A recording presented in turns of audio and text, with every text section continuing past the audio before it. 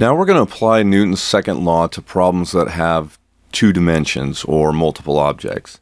You're going to have to use some of the skills you learned working with vectors and projectile motion, but it's not that bad as long as you make a good free body diagram. So let's start off by reading our problem here. A 10 kilogram box is pulled with a string that makes a 30-degree angle above the horizontal. The amount of force applied to the string is 40 newtons. Calculate A, the acceleration of the box, B, the magnitude of the normal force. Okay, so let's start off with a free body diagram. I'm going to draw a box. Let's draw the forces acting on it. First of all, we know there has to be weight, and I'm going to label that mg. Also, I know there has to be a support force. I'm going to label that Fn for normal. And finally, there's an applied force that's being exerted by whoever is pulling on the box, and I'm going to draw that. They said it's 30 degrees above the horizontal, so that's going to look something like that. I'm going to label that force of pull. You can label it whatever you want. That just seems to make sense to me right now. And we know that this is 30 degrees.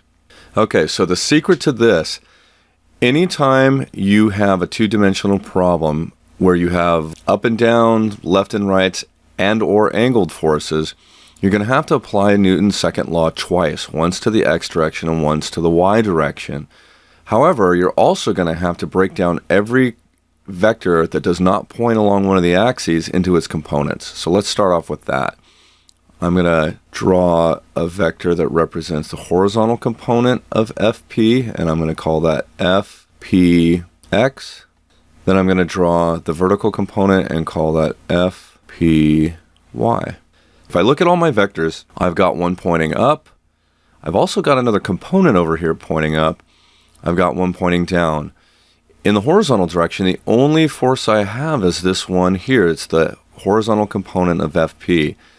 This is what's going to be providing the acceleration. So I'm going to start off in the x direction and write down sum of the forces in the x direction equals mass times the acceleration in the x direction. So we're starting to put some subscripts in here so we can keep track of what we're looking at. Before, you would substitute what you see in the picture for the left-hand side of the equation. I only have one horizontal force, and that's FPX. So I'm going to write in FPX equals MA. Now you can see that if I knew what FPX was, I could very easily solve for A because I know the mass. There's the mass up there. And so what I'm going to have to do is find these components. FPX is going to be 40 newtons, because that's what FP is, times the cosine of 30. And that's 34.6 newtons. FPY is 40 newtons times the sine of 30. And that's 20 newtons. And you may notice this looks just like the process we did when we were doing this with velocities in projectile motion. Finding the components of a force vector is just the same as finding the components of a velocity vector. Now I have something I can work with over here. So my acceleration is going to be FPX over the mass, which is 34.6 newtons over a mass of 10 kilograms, which gives me an acceleration of 3.46 meters per second squared. And that actually is my answer to part A. In the y direction, I'm also going to write that the sum of the forces in the y direction equals the mass times the acceleration in the y direction. Now this time it's a little more complicated. Look how many forces I have. I have the normal force up, the y component of Fp, which is also up, and weight, which is down.